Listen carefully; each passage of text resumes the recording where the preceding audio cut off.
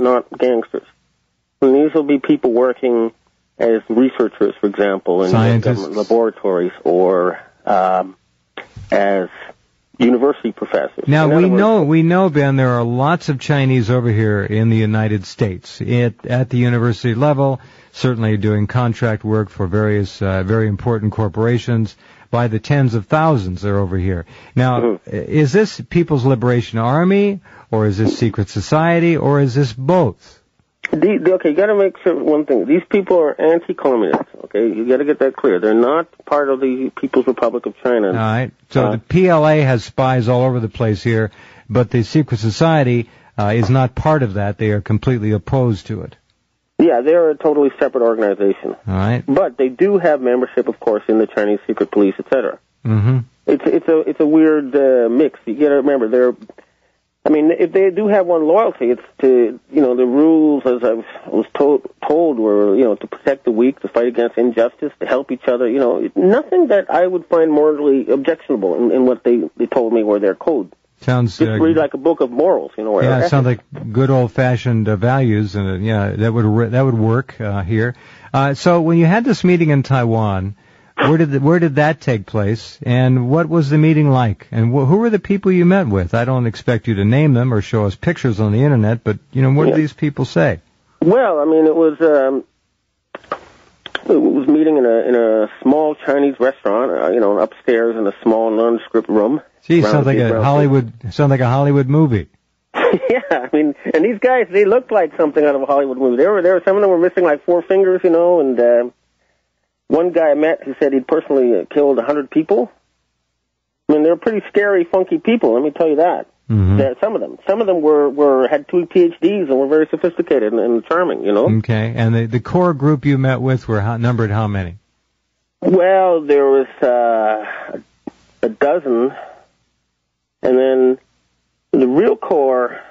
Well, I don't know how much I should be able to disclose, but well, you don't have to go any further than you don't want to. Yeah. And so, they explained to me. They understood the urgency that there was a genocide plan and that they were manufacturing diseases. All right, this was when I said you don't have to go any further than you don't want to. I meant you don't have to go any further than you want to, of course. Right. I misspoke there, but the gist of this, the crux of this thing, was their concern of an ethnic-specific bioweapon, perhaps, or something along those lines that would eradicate much of the Asian population base. Yes. And SARS was artificially manufactured. SARS, of course, first popped up in Guangdong province in China, I believe, where the Chinese maintain, I think the People's Liberation Army has 1 or 2 bioweapons labs in Guangdong. Guangdong also is where H5N1 seemingly originated. That's one of the most lethal strains of it in the bird community now worldwide. So, yeah, interesting. Go right ahead. Yeah, so they don't like the idea of a plan to wipe out, well, like I say, what the Japanese Freemason told me, the one connected to Rockefeller, was the plan was to reduce Asia's population to 500 million. And Japan was ordered to reduce their population to 75 million. Ordered by? Well, by the Rockefellers and the Freemasons and these... the Illuminati. The Illuminati, yeah. And, they tried to do it possibly, through birth control is ideal, but if not, through disease or war or whatever is necessary. Okay, now you mentioned SARS. SARS broke out. Now, interestingly enough, I'm going to make a point here, and I think it's very germane. You're an ex-Canadian. Now, SARS took a big toll of people in Canada. Healthcare workers in hospitals specifically. In one hospital, I know they lost a lot of people. At one point in the SARS, I won't call it an epidemic, but the SARS outbreak here, they printed in a Canadian paper, a major Canadian newspaper, pictures of all the fatalities of SARS in Canada. Now, there was about 100, or between 50 and 100, Ben. Mm-hmm. And I looked at those pictures, and I said to myself, SARS comes from China, and I look at these pictures, and all but 2 or 3 or 4 of the people, and let's just say there were 50, were Asians. They were That's all right. Asians. SARS affects people with only a certain genotype, and most of these people are Asian. All right. Well, that ties into the picture I Remember the plan saw. for a new American century, page 60. Rebuilding America's defenses. They're saying bioweapons that can target specific genotypes would be a useful political tool. Well, they've had that capability for 20, 25 years at least. They can target blue eyes, green eyes, blonde hair, brown hair, height, weight. Certainly, anything to do with race or genetics can be programmed into bioweapons. That's not a surprise. And the SARS thing, so that was, in your opinion, what then? Something introduced by the West to let the Chinese know that they're going to get... It was an attempt to cull the Chinese population. So that was a full-blown attempt to massively infect China with some kind of a pandemic that would wipe out a great deal of the people there. That wasn't just an experiment or a calling card or a wake-up call. I believe it was a sincere attempt to kill them. Okay. And, of course, people don't like being killed, which is why the society, reactivated itself after being dormant for so many years. It's like an emergency fire brigade. Normally, people just go about their lives and do their jobs. They don't do anything illegal. But if there's a crisis, they all band together. And an interesting thing, a little sort of digression.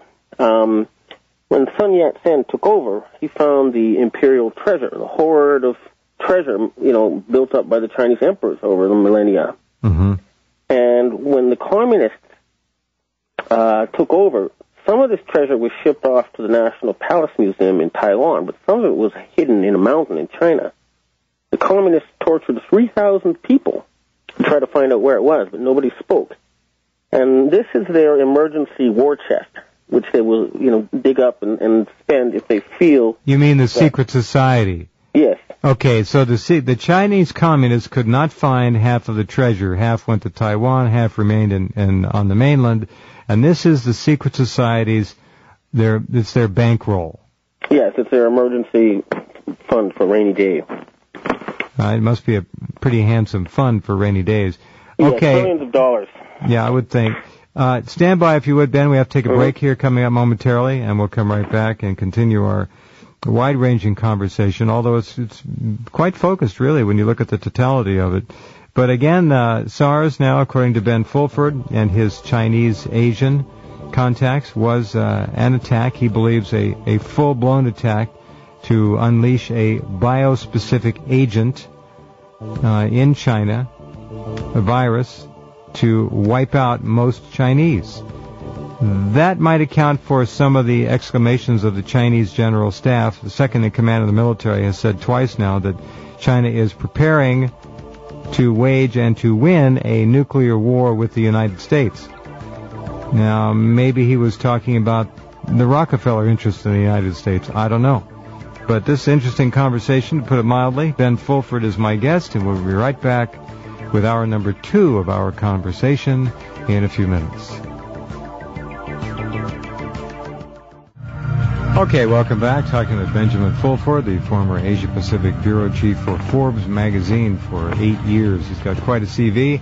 You can see it on his website by clicking on his name at Rense.com. We're talking about the the Asian Chinese secret society, which has tentacles all over the world, how it is more than concerned about the plans, and apparently one failed attempt, to massively reduce the Chinese population en route to an overall world population reduction of some 80%. At least that's our understanding of the plans of a faction of the world elite, the Illuminati, the controllers, and so forth. Very interesting conversation so far.